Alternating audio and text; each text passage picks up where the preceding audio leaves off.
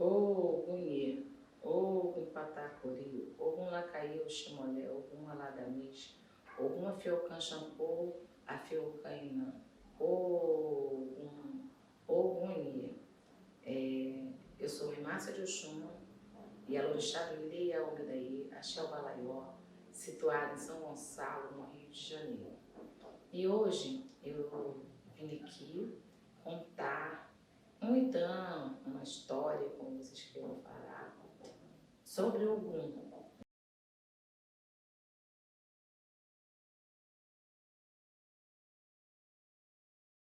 Né?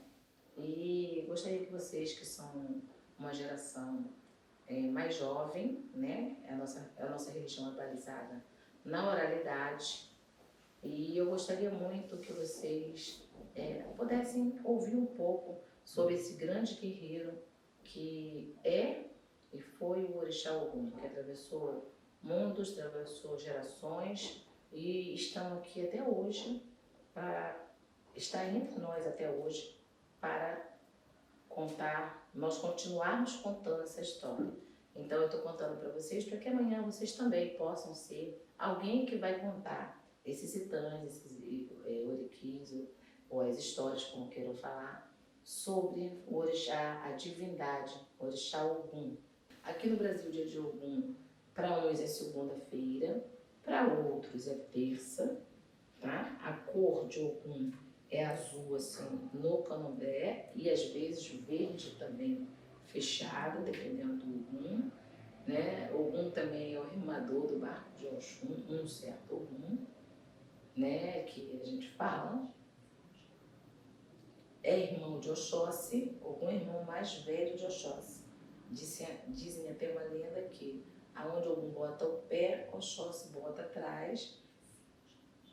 E aqui no Rio, ele é sincretizado como São Jorge. Sincretizado o quê? Os escravos tinham que pegar, né, e fingir que era um cristão católico. Então, ele pegava um santo da Igreja Católica que parecia, tivesse mesmo mais ou menos o tipo de história de vencedor e coisa e tal, para sincretizar, para dizer que era aquele orixá, para poder esconder dos senhores dos engenhos que eles estavam fazendo aqui. Então eles fingiam que estavam rezando por um santo e sincretizavam naquilo. Aqui terminou criando uma certa, no começo talvez para fingir, mas em muitas pessoas ficaram a fé em São Jorge também. Então na Bahia, São Jorge é considerado Oxóssi, porque ele matou o dragão, que era um bicho grande, com uma lança.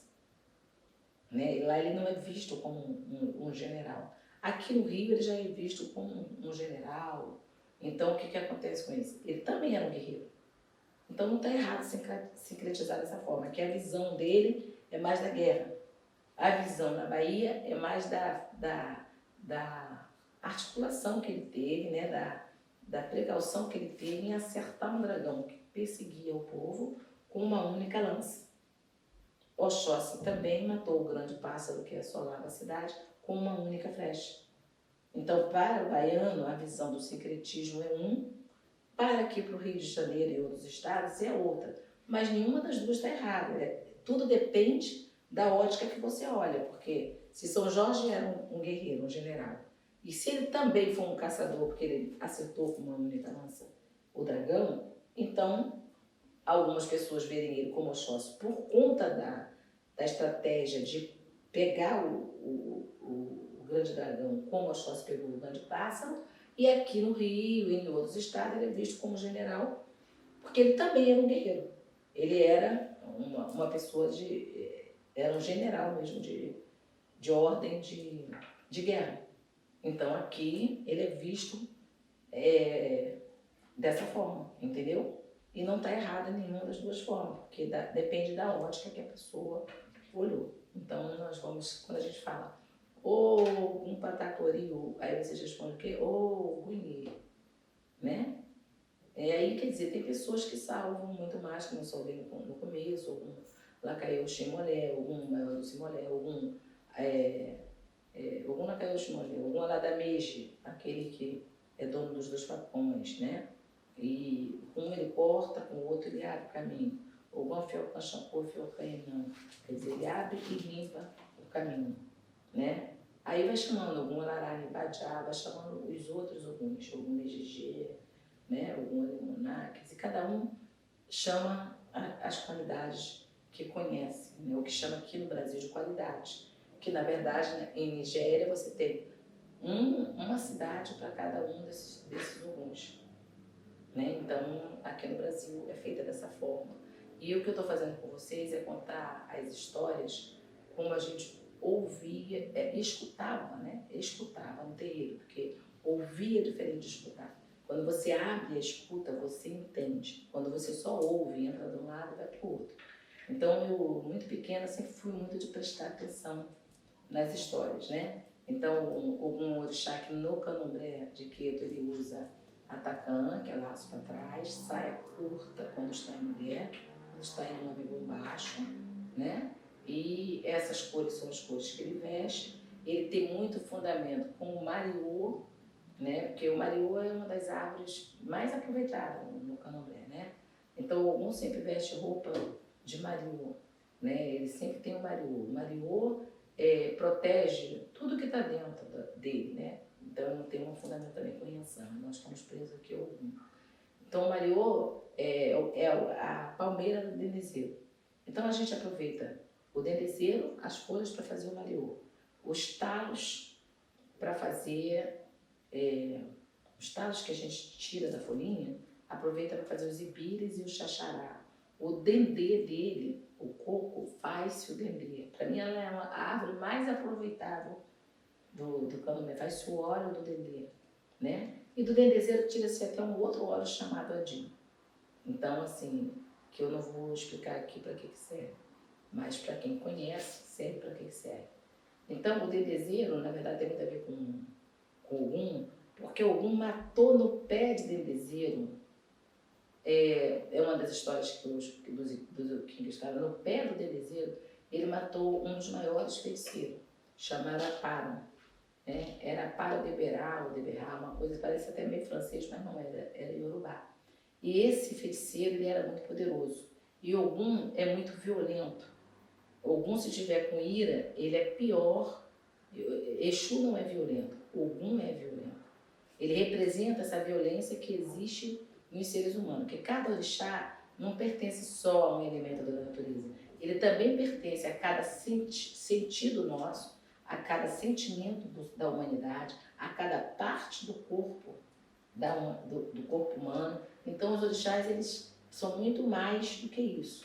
Então, quando a gente tem uma violência controlada, tem uma ira, mas é controlada, a gente está sob controle, né? Ficou com raiva, fica com raiva, daqui a pouco passa. Ogum, se ele ficasse com raiva, ele representa aquela ira que não para, que não escuta. Então, quando uma pessoa está muito irada, lembra a história de Ogum, né? Várias são as histórias de Ogum e que o Gomes Privado está contando, que já é contado na internet, que é uma que ele chega lá, mata a cidade inteira porque ele não viu, ninguém respondeu a ele, e na cidade era um dia de um preceito que todo mundo tinha que ficar em silêncio. Ele esqueceu disso, vindo da guerra cansado, e daí ele não achou que as pessoas faltaram com respeito com ele, e com ira ele terminou matando a cidade toda, menos o filho dele, né? E daí para cá, Ogum colocou esse filho dele, que era o único filho dele que ele amava muito. Ele se chama Aremó, que poucas pessoas também conhecem isso. E aí lá eles têm o hábito de pedir para o Ogum se acalmar em nome do filho dele, só se chamar o nome do filho dele. E muitas vezes esse nome não é reconhecido. Muita gente que não vem de uma casa matriz assim, às vezes não conhece esse nome. O Ogum tem essa coisa da ira. Então, nós também temos o nosso momento de raiva. Então, quando uma pessoa sai muito do sério a ponto de ficar cega, parece-se com a parte que Ogum tem a ver com ira. Por isso que a cor de Ogum em África é vermelho.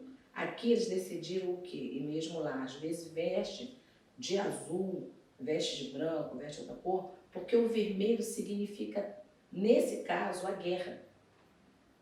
Né? Significa a guerra, o sangue, mas é um sangue de guerra. Não é um sangue menstrual, como tem para o Oxum, nem para Yansan quando circula, não é isso. Então, não se bota, se bota a bandeira, né, no vermelha, a azul e uma branca, ou do orixá e do orixá regente. Por quê? Precisa atracar, acalmar, né? A água, você sai na rua, você joga água para o Oxum, para Exu, mas você joga por causa de Ogum também, para esfriar o caminho, para esse caminho ser tranquilo, para ser de alegria, porque você vai para a rua, você vai pegar caminhos. O dono dos dois caminhos, junto com o Exu, é Ogum. Entendeu? Então, assim, Ogum é uma divindade muito forte, então a gente tem que aprender a lidar com ele. Por isso que tem pessoas de Ogum que são muito tranquilas, tem outras que são muito agitadas, mas Ogum é Ogum na sua essência. E nós todos precisamos desse momento de um pouco de raiva, um pouco de força, um pouco de agressividade, mas assim, tudo que seja dosado. Todo mundo é capaz de fazer tudo. Mas não, quando a gente está muito irado, não deve pegar e fazer isso. Não se deve vestir no candomblé Ogum de vermelho. Apesar que as pessoas vão para a África hoje em dia e vê Ogum lá vestido com um pano vermelho. Mas lá eles sabem o processo que eles fazem para acalmar isso. Você está entendendo? Ou para fazer de outra forma. Aqui, a explicação que eu estou dando a vocês é uma explicação do que eu ouço, escutei pelos meus mais velhos, contado no terreiro. Ele não vem da academia para gente. Entendeu? Se alguém pôr isso em questão, não tem importância, porque esse é o candomblé que eu aprendi. Eu estou contando para vocês, meus descendentes, o candomblé que eu aprendi. Né, com pessoas que conviveram e que por algum motivo, se foram mais velhos, eles criaram um sistema, eles decidiram quais são os orixás. Na África existe muito mais orixás e molés. Eles decidiram de alguma forma quais seriam os que seriam cultuados aqui no Brasil. Então cabe a nós dar continuidade a esse legado, respeitando esses que vieram para aqui, né, com esse direito de montar todo esse sistema, e para que nós continuássemos contando a história. Então, nós não estávamos lá na reunião deles, não sabemos como eles fizeram isso, mas uma coisa foi necessária: união, né? União dos povos para essa sobrevivência. E Ogum é muito protetor de todo o povo do Candomblé, também acredito que da Umbanda, mas estou falando de Candomblé. Ele é o grande protetor da gente nos caminhos, sim, na rua, né? O grande guerreiro, alguém que a gente que defende o seu povo, entendeu? E ele é muito importante. Então, é isso que eu queria falar para vocês hoje sobre Ogum. E falar para Ogum que muito obrigado por nós estarmos aqui hoje conversando, né? E contando para vocês. E amanhã vocês também vão contar as mesmas histórias, que para muitos vão ser verdades, vão ser bom. Para outros vão botar em xeque, mas não se incomode com isso. Porque eu só falo aquilo que eu aprendi. Vocês fazem a mesma coisa. E cada outras pessoas podem pensar, falar, estudar, fazer aquilo que elas quiserem. O que a gente quer aqui é manter viva a tradição do nosso axé. Ok? Então é isso.